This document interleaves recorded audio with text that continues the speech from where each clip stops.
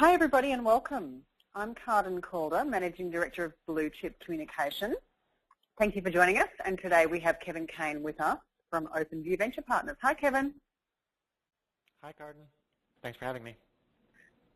My pleasure. What we might do before we get started is I might just get people to let us know, confirm in fact that you can hear us. So if you can just type into the chat panel confirmation that you can hear us both okay, or any feedback on the sound quality, that would be very helpful before we get started.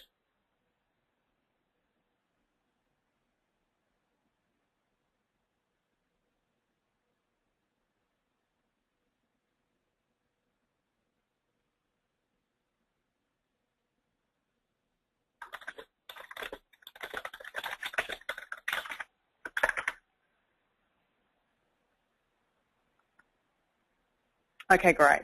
Thank you for letting us know that we're good to go.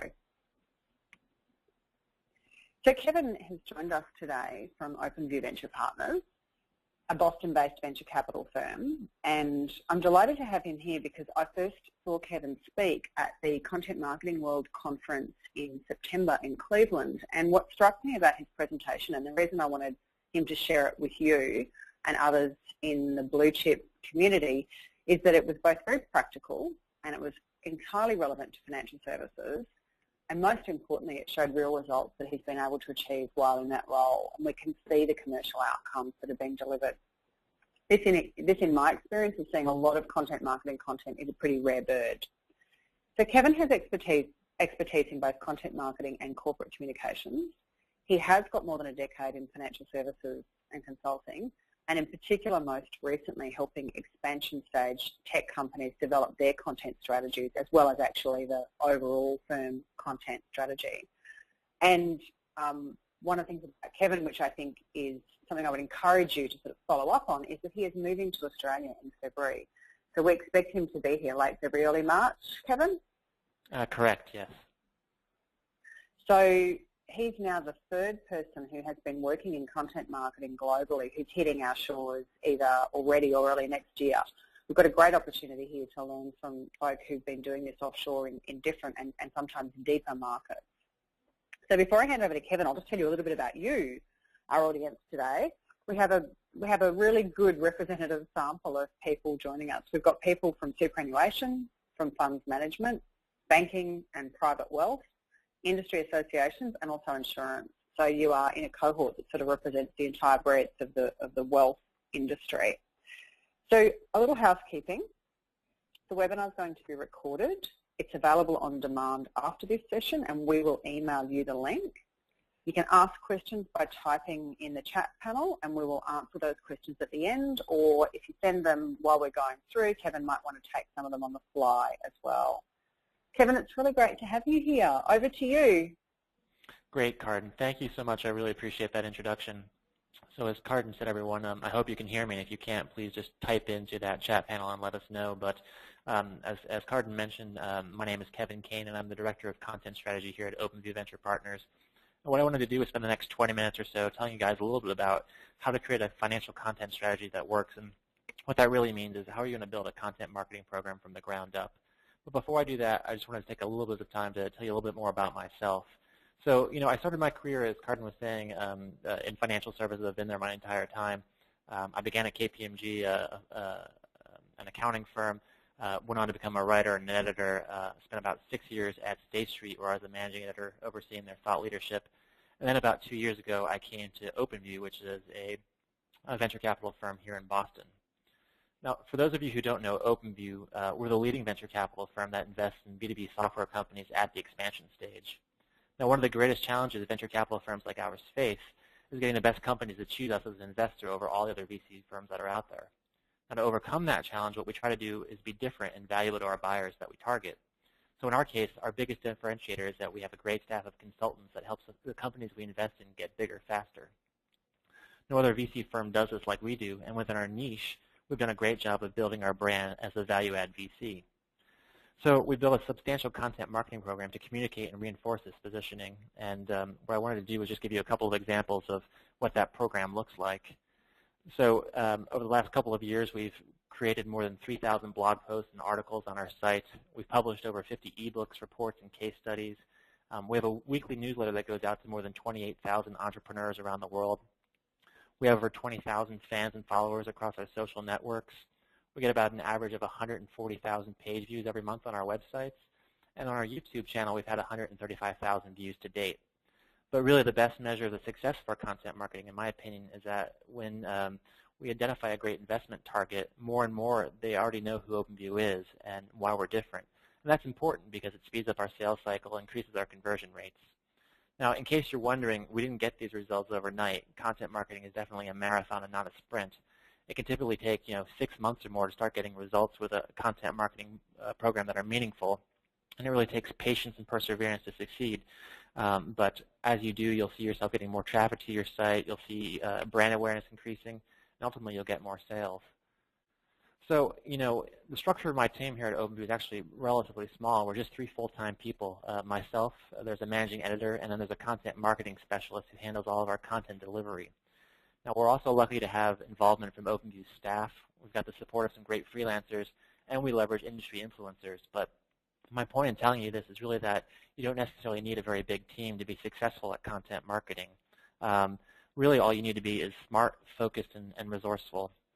So another thing to tell you before we kind of kick off here is, as Carden mentioned, I spent a lot of my time working with OpenView's portfolio companies, and so what that means is I help them with their content marketing program. So over the last couple of years, I spent a lot of time trying to figure out what the best practices in content marketing so that I can transfer those learnings onto our portfolio companies, and that's some of what I want to share with you all today. So with all of that said, I'd like to spend the next 15 to 20 minutes giving you guys an overview of what I think are some of the most important learnings to being successful at content marketing, whether it's in financial services or really in the industry. So I've boiled everything that I've learned really down to about 11 key learnings, and as I go through each point over the next few minutes, I'll try to give you some examples from my experience here at OpenView to try to illustrate where we've seen success, the things that we've struggled with, and all that type of stuff. So with that, I'll kind of go right into it. So the first thing I think is really important is that you need to get sharply focused. And this probably seems like an obvious learning, but it's also not always quite so obvious. Everyone talks about getting sharply focused, but most companies have trouble doing it. And my view is that the reason for this is that people tend to fail at content marketing in particular because they try to do everything at once and as a result aren't really able to do anything very well. So rather than try to boil the ocean and be all things to all people, what I'm suggesting here is that you need to get really sharply focused and zero in on just one customer segment at a time, which is what you see here. So if you're a pension fund, maybe you zero in on baby boomers who are just entering retirement, or on 20-somethings who are just beginning to save. Ideally, you're going to pick whatever segments represent the greatest opportunity for your business. Then, once you've identified that segment, look at all the customers within it and zero in on the best ones. Then use those best customers as a model for your target buyer. So when I got to OpenView, I was pretty lucky because the firm was already sharply focused on a customer segment, B2B software companies at the expansion stage that are selling to North American customers. As a result, my team's job has been to get a better understanding of our target buyer, the founders and CEOs of those companies, as well as some of the key players within them. I've also found that it's really important to have a good understanding, I think it's really important to consider the buyer personas and specific leverage points in the buyer journey. Lots of people talk about this too, but they use it as an end product rather than to gain insights to help them design their content marketing program. Understanding your buyers takes a lot of work. You really need to get to know your buyers, what their pain points are, what their concerns are, what they need, and what's going to motivate them to make a purchase. Now, there are lots of different ways to get this information, but the best one's pretty simple. Just talk to your buyers. Understanding the buyer journey is also really crucial because you need to know where your buyers are getting stuck, and so you need to provide them so that you can provide them with the right content to turn those sticking points into leverage points. And that brings me to my second lesson, which is that you need to hire a managing editor, which is really a key learning. Every content marketing program needs to have its own CEO, which is typically going to be a managing editor. That person's job is to make everything work, so that's really an important and challenging role. So having worked with a bunch of companies, I see a lot of them make the mistake of trying to make content marketing an add-on responsibility to someone on the marketing team's existing responsibilities, and that typically doesn't work. You really need someone whose sole focus is building and managing your content program. Now, what's interesting about the role of the managing editor is that it's evolved quite a bit over the last few years. It used to be that you just needed someone who was an excellent writer and a good project manager. And while it's still all of those things, today it's also important that that person really know SEO, that they be savvy with online marketing, that they really know social media, and that they've got experience with analytics so they can determine the ROI in a program. More than anything, though, they have to be a strategist who can figure out not only how to create really compelling content, but also how to market that content and deliver it to people at the right times. So at OpenView, I'm the CEO of our content marketing, but I've also got a managing editor. Whereas I'm focused on creating the biggest pieces of content, my managing editor owns all the daily content that we produce. That brings me to my third lesson, which is the importance of building a content creation community.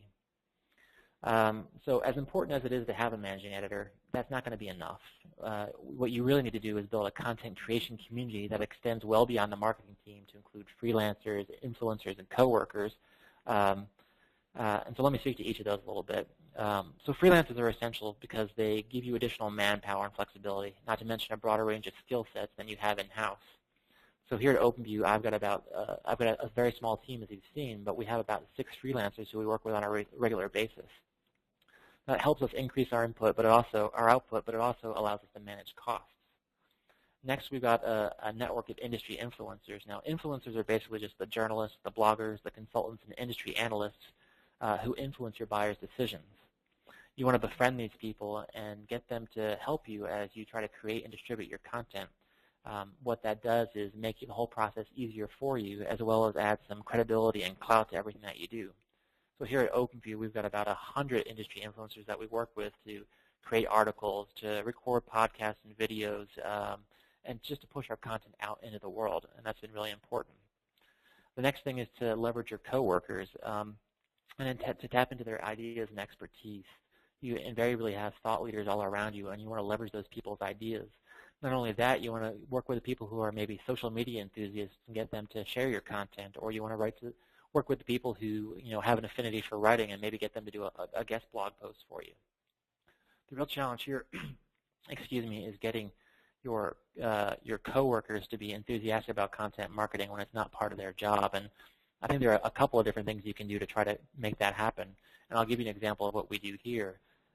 So what you see on the screen here is the blog hog, which is basically a pig on a pedestal, and it's a small statue that we give out every week here at OpenView. It's basically just a small prize that we distribute to the person who has written the best, most successful blog post that week.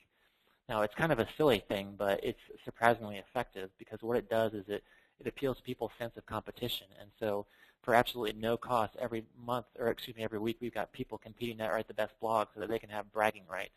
Again, it's kind of a silly thing, but it is incredibly effective, and it has been a way for us to get greater engagement around blogging here at OpenView. Now, the last piece of building your content creation community is that you need a community of fans, followers, and subscribers who are going to engage with your content and share it with others. So we spent a lot of time here getting to that 28,000 newsletter subscribers and those 20,000 social media followers, and I'll tell you, if we didn't have that audience, we wouldn't be able to do half that we do. So I think it's really an important piece. After that, it's important to create really high-impact content, and I would say there are 6 characteristics of any piece of high-impact content. The first is that it needs to be optimized for search so that people can find it online, which they're going to be looking for information. If they can't find it, there's really not a lot of point of creating the content in the first place. After that, you want to make sure that every piece of content you create reflects your deep understanding of your buyers so that when they do find that content, it's actually going to resonate with them. Beyond that, the content needs to provide value so it's actually useful and helpful for people so that they're going to need it and actually want it as opposed to you just wanting them to read it. Your content also needs to demonstrate your brand aspirations, and what that means simply is that your content is a very public reflection of your company and who it is, and so you want to make sure that it's properly putting your brand out into the marketplace and representing what you want that brand to be. Your content also needs to drive conversions. Every piece of content needs to get your audience to take some sort of action. That might be as simple as visiting your website. It could be bookmarking a page on your site. Whatever it is, you want every piece of content to drive some sort of action or behavior.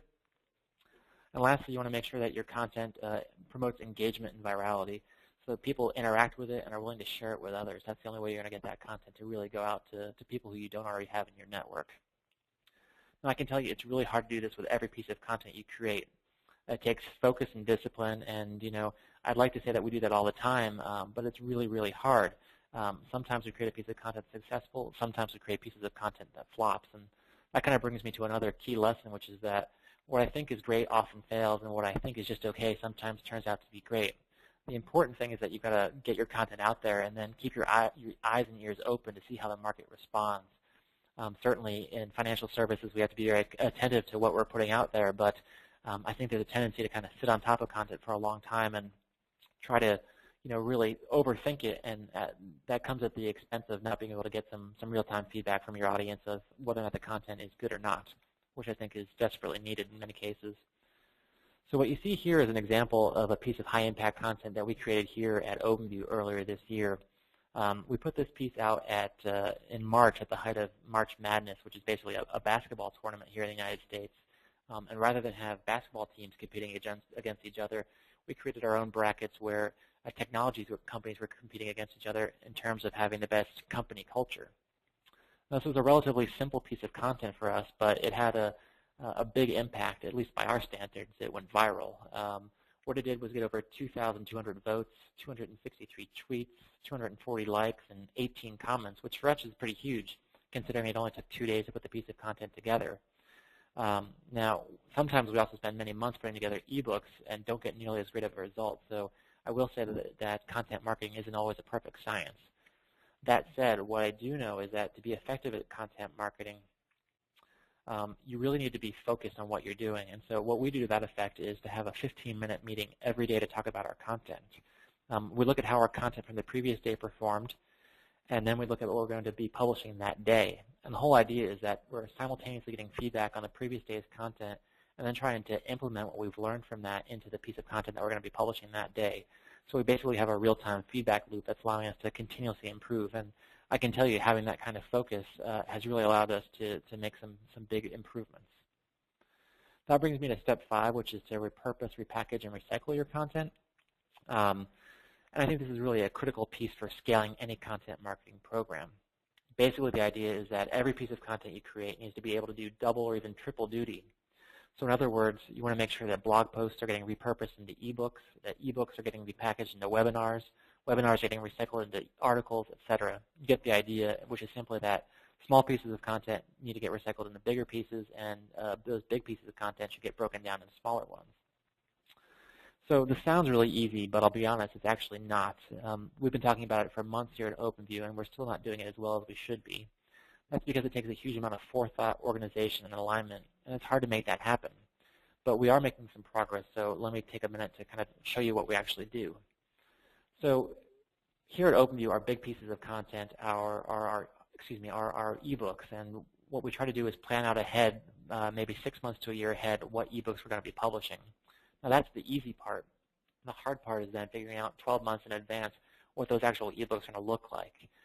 So we spend the time many months in advance figuring out an outline for every piece of big content, a very detailed outline. I'm not talking about a few bullets. I'm talking about 5 or 6 pages. And from that detailed outline, I have a bunch of questions and variables that I need to get answered. So from there, I take those questions to my managing editor, and I say, I'd like you to create small pieces of content over the next few months that address each of these questions. So my managing editor then goes and he'll talk to in-house subject matter experts and try to create some articles from them to answer some of the questions. He might reach out to influencers to do a podcast or a video to get other questions answered. Over time, he's creating a bunch of content that I'm going to ultimately repackage into an ebook when all is said and done. Now, this whole thing works really well in theory, but in practice, it's hard to make everything run smoothly with that kind of alignment all the time. We want to reach the point where virtually every piece of content we create is organized that way, but right now, to be honest, we're only doing that about 60% of the time. So from there, I think it's important to focus on conversions.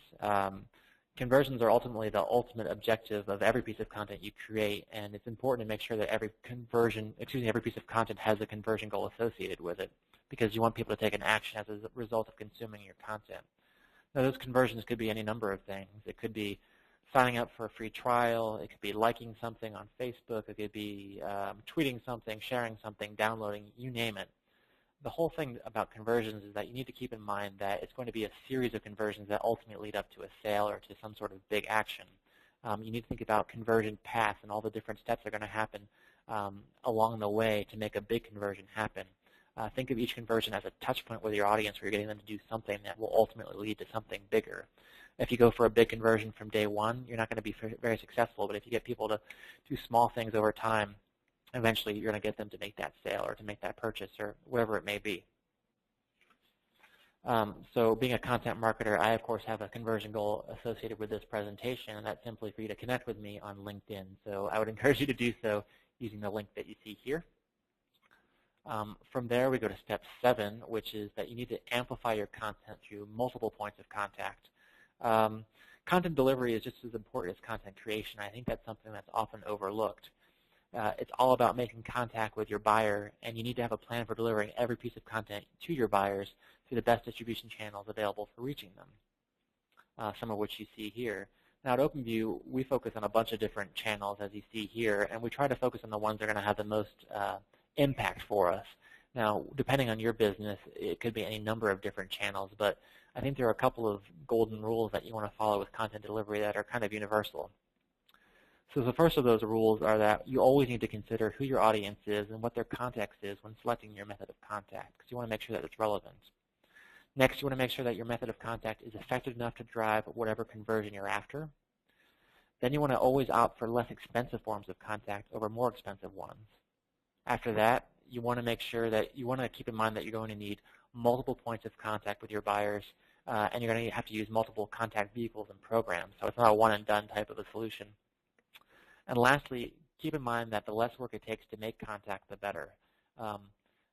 People try to do a whole bunch of stuff to make delivery of their content, and sometimes the simpler options are the best, and putting a lot of extra time and money into it isn't always the best solution. So that brings me to step 8, which is to establish a content rhythm. It's really important that you're able to publish content on a regular and consistent basis. It's the only way that you can build momentum and create a real community around your content. If your content comes out in drips and drabs, it's really tough to do that. So my belief is that if you can publish one piece of really good content every day, your content marketing efforts are going to really pay off. So that's exactly what we've done at OpenView. In fact, here's what our content marketing program looks like. So on a daily basis, we're doing 2 to 3 blog posts as well as 1 article. Then every week we're putting out 3 videos and an original podcast. And then on a quarterly basis, we're doing ebooks, webinars, infographics, case studies, reports, and actually a couple other things that aren't listed here. It's only when you get into a real rhythm like this that you can create the kind of content marketing machine that really adds value. Now, we didn't start with that rhythm. We built up to it over time. And I'd say the trick here is really to start small and grow slowly. Master one thing before taking on another, and of course, get really organized, which brings me to my next point, which is that you need to institutionalize your content marketing. Content marketing is all about experimenting to find the very best processes for creating and delivering your content, and then refining those processes over time and documenting them. And it's the documenting piece that I think is really important when it comes to institutionalizing your content marketing. Processes are our friends, and when they're in place, people know what they need to do and when, and so it's really important that you institutionalize and document your content marketing practices, whether it's how to create something or how to deliver it. What it does is ensure consistency so things get done consistently every time. It also makes it really easy to transfer knowledge so that when new people come onto your team or whatever it may be, people are switching around on your team, you're able to make that transition pretty seamless. It's all about knowledge transfer and being able to create a consistent, repeatable process. Step 10 is that you need to measure everything that you do. It's really important. I think a lot of content marketers spend a lot of time doing activities, and a lot of people fail to then actually measure the return on their investment. Metrics are really essential for content marketing, and if you don't have a content program that's underpinned by really robust metrics and analytics, I think it's hard to gain any sort of credibility for your program or to demonstrate why it's important. It's ironic because in financial services we work in numbers all day long, but a lot of us in marketing seem to be afraid of numbers, or at least steer clear of them. And I think it's important to have a lot of rigor around content marketing and to build a robust marketing dashboard that captures all of your metrics and makes them available to people who need access to them. So in my view, you really need to look at metrics in terms of 5 basic dimensions. The first is content creation. So are you actually creating all the content that you've committed to as part of your rhythm? If you said you're going to do a blog post every day, have you actually done that? I think it's important because you need to hold yourself accountable. We often create goals for ourselves but fail to meet them, and if we don't hold ourselves accountable to what we say we're going to do, it's really hard to move forward and to be successful. Likewise, you need to have goals around content delivery and keep track of whether or not you're meeting them. So if you've got that blog post every day and you committed to sharing it on Twitter and posting it to your website and I don't know, maybe putting it in a newsletter or something like that, have you done that for every piece of content that you're supposed to? Are you checking all the boxes? Until you get to a point where all that is becoming absolutely part of your routine, I think it's important to track it and make sure that you're holding yourself accountable. After that, I think impressions are really important. Excuse me.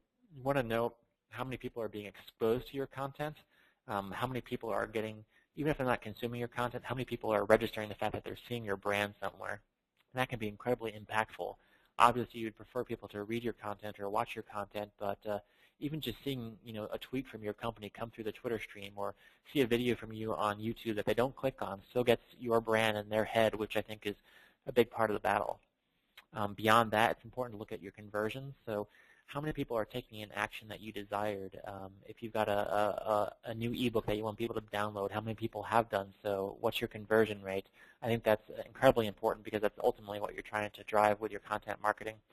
And lastly, I think it's important to look at things like web performance. So how many people are coming to your site? How long are they staying when they get there? What do they do when they get there? Those types of metrics I think are really important. Now, I mentioned this briefly earlier, but I think it's really important to have the discipline of putting together a metrics dashboard and reviewing it with your team. So here at OpenView, we do that on a weekly basis. We have an 11-tab Excel spreadsheet, which we put together every week. It takes a couple hours to do so, and it's a very manual process. But we then spend an hour as a team reviewing the document and dissecting it line by line. Now, it's a painful process, I'll admit, but what it does is force us to be very disciplined and to look at how our content is performing, and allows us to make real-time decisions to how we want to adjust our content strategy going forward. So it's a great way to get real-time feedback and to make adjustments rather than wait till the end of the quarter or the end of the year when it's already too late. We like to be very nimble with our content strategy and to adjust based on what we're learning week to week. And that brings me to my last lesson, which is just the importance of holding frequent retrospectives. Now, I think as marketers, most of us meet on an annual basis to set goals and probably on a quarterly basis to review those goals and how we're progressing against them. But kind of to recap what I said previously, you also need to meet on that weekly basis to talk about your metrics, and you need to meet on a daily basis to talk about individual pieces of content. It's an awful lot of meetings, I'll freely admit that, but I can tell you when you have that kind of discipline, it allows you to make much more impact with your content and to really be nimble and to be much more impactful and effective with what you do. It's certainly something that we've adopted here at OpenView, and it's made a huge impact in terms of how effective our content is, and it's what allowed us to get the considerable metrics that we've got to date. So those are the 11 lessons that I have to share with you guys today, but just to recap, they are to get sharply focused, they're to hire a managing editor, you need to build a content creation community, you need to create high-impact content, you always want to repurpose, repackage, and recycle all of your content, you've got to focus on conversions, you want to amplify your content through multiple points of contact. You want to develop a content rhythm. You need to institutionalize your content marketing. You have to measure what you do. And then lastly, you want to hold frequent retrospectives. Now, that was an incredibly quick overview of this presentation, and I went through it quickly to leave plenty of time for questions, and so as not to rush you guys. I know you've got other things you need to do today. But I would encourage you, if you're interested in learning more, we've put all this information into an ebook that's free for you to download anytime. You can get it at contentfactoryebook.com. The ebook is called It Takes a Content Factory. It's 100 pages and it outlines how to, what we call, build a content factory, which is just a content marketing program from the ground up, and it goes into all these points but in a lot more detail. So that's my presentation at a really high level. I'd love to stop and take any questions that you guys may have at this point.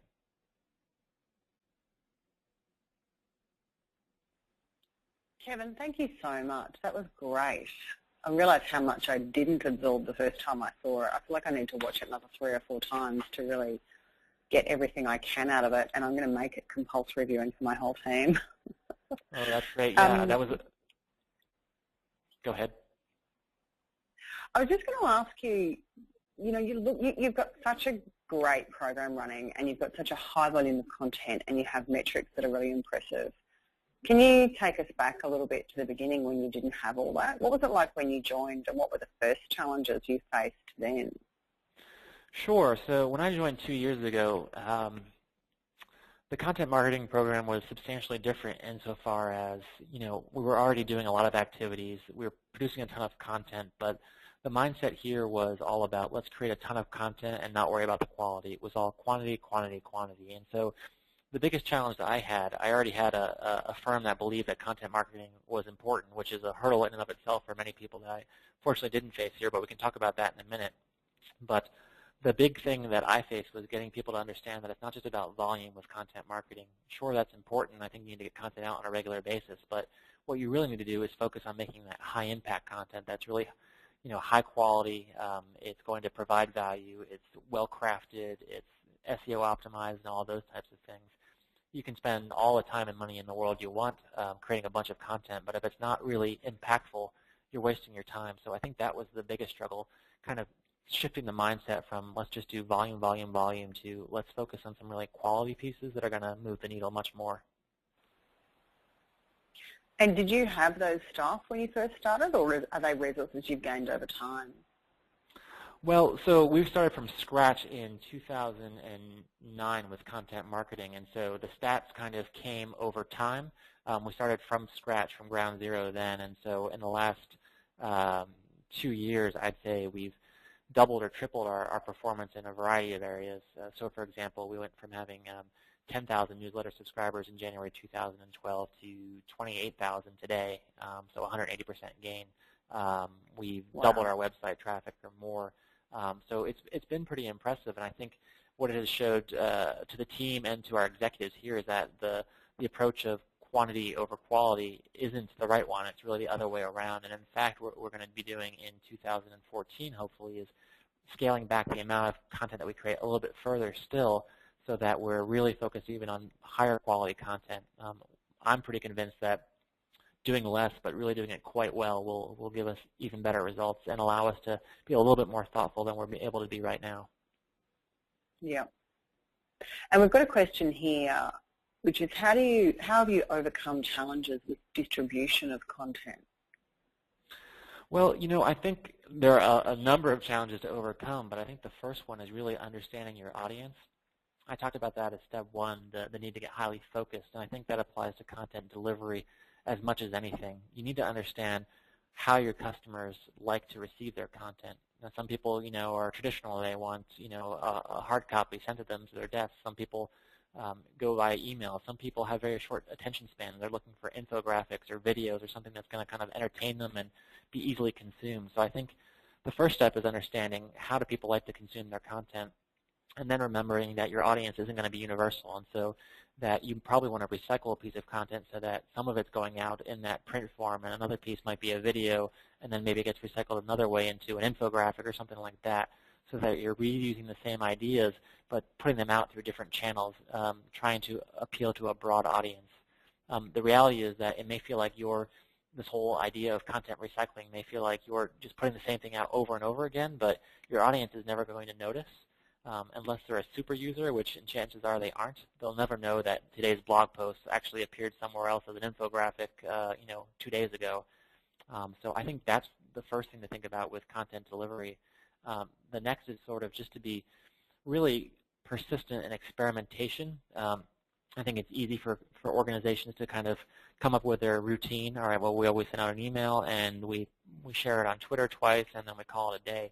And I think it's important to constantly kind of push yourself to try different venues and see what works. You may think, oh, my audience isn't on Twitter, or Facebook isn't relevant to me, but our audiences are shifting over time. Generations are changing, and I think we need to be experimenting with different things and seeing what works. And you may find that 5 out of 10 of the new ideas aren't good, but at least you've tried them, and you can say, all right, those aren't the right ones, but these other 5 perhaps are some things that we should be considering going forward. So I think it's important to always innovate. Great, thank you.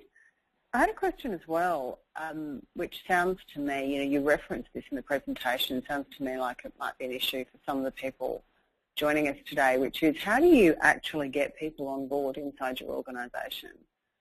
Have you had to do that, or did you walk into a role where they were already well and truly warmed up and they were sold on it? Well, at OpenView, I was lucky. I did walk into a situation where people were already on board with content marketing. I didn't have that challenge to face. What I would say is that the portfolio companies that I consult to don't all live in a similar world. And so I think the way that you get that kind of buy-in from the leadership team or the executive team is to just make a really rational case to them. I mean, first of all, it's explaining to them how the way people consume information and look for information is changing. We obviously live in an online world. People don't talk to, they don't go to the phone book anymore to find information. They go online to Google first thing. What that means is that you want to be coming up in the search results when people Google for the answer to whatever question it may be. So that's the first thing. You need to be online, and if you're not, you're missing a huge opportunity. Not only that, it used to be that you could talk about yourselves and your marketing collateral and talk about how great your products and services are. That's not what people are interested in anymore. They want useful information that's going to be really relevant to their lives and the challenges that they're facing right now. So explaining that there's this kind of shift in how people access information and what people are looking for is the first step. Next, I think it's just kind of demonstrating what the opportunity of content marketing is. It's a way of engaging and attracting customers in a way that we haven't previously, where you're becoming sort of a trusted advisor and a subject matter expert or a thought leader. What you're basically doing is showing your audience, you're not trying to sell them, you're trying to communicate to them that you've got expertise in a particular area. Over time, what's going to innately happen is that they're going to realize that you've got this expertise, and they're going to think of you when it comes time to make a purchase decision. So I think it's thinking about that and this mind shift. And then lastly, it's just looking at or demonstrating to them the impact that it can have. It's a very cost-effective way of driving people to your website. It's a very cost-effective way of generating leads. So if you think about the hundreds of thousands or millions of dollars that you may have spent in the years past, doing sponsored editorials or doing events and things like that, content marketing is a relatively inexpensive way of generating the same type of leads to your site and of really raising brand awareness about your organization. So I think when you kind of couple those arguments together, it's pretty sound logic as to why content marketing is something that's worth pursuing. The important thing to keep in mind, though, is that, as I said before, it's a marathon and not a sprint. So if you go into content marketing thinking, all right, we're going to do this for 3 weeks and we're going to get immediate results, then it's really a fool's errand. You need to have a long-term view in mind. Content marketing doesn't happen overnight. It's going to take several months, if not, the better part of a year to really get the results. Now, you don't need to necessarily, that's not to say that you're not going to get any results, but the meaningful results are going to take time to build up. So you need to have kind of set that expectation with management that it's going to take some time to build, but when you've done it well, the impacts will certainly be very terrific. I hear you. I understand this whole point about planning better than I ever did, because I think we certainly jumped in and found that we needed to then really slow down, and I think the experience has been very much the same for our clients. Look, I think that brings us to the end, Kevin. Thank you very, very much for today. Incredibly valuable. I would say to everybody, when you get the webinar link, by all means review it, but you're also very welcome to share this with colleagues. We're quite passionate about helping people in Australia understand this depth of knowledge that there is in some other markets around content marketing. So we're really keen to share these sorts of resources. Also, we've aimed to keep it pretty short and snappy, because we know that 40 minutes staring at a screen is quite a bit, but we do have other resources on this topic. One of the things that BlueChip is doing is we're doing an ebook around how to make the content marketing transition, and we're also doing a checklist for people. So those things will be freely available. And Kevin, I think you're pretty open to catching up with people when you get here, right? Yeah, absolutely. I would certainly love to meet any of you in person after March 1st when I arrive in Sydney, and certainly would look forward to connecting with you on LinkedIn, or you can find me on Twitter or online. Just Google my name. You should find me. So I would love to connect. Great. Well, that's it then. Thank you very much, everyone, for joining us. And Kevin, thank you so much. Thank you, Carden, and thanks, everyone. I really appreciate your time today.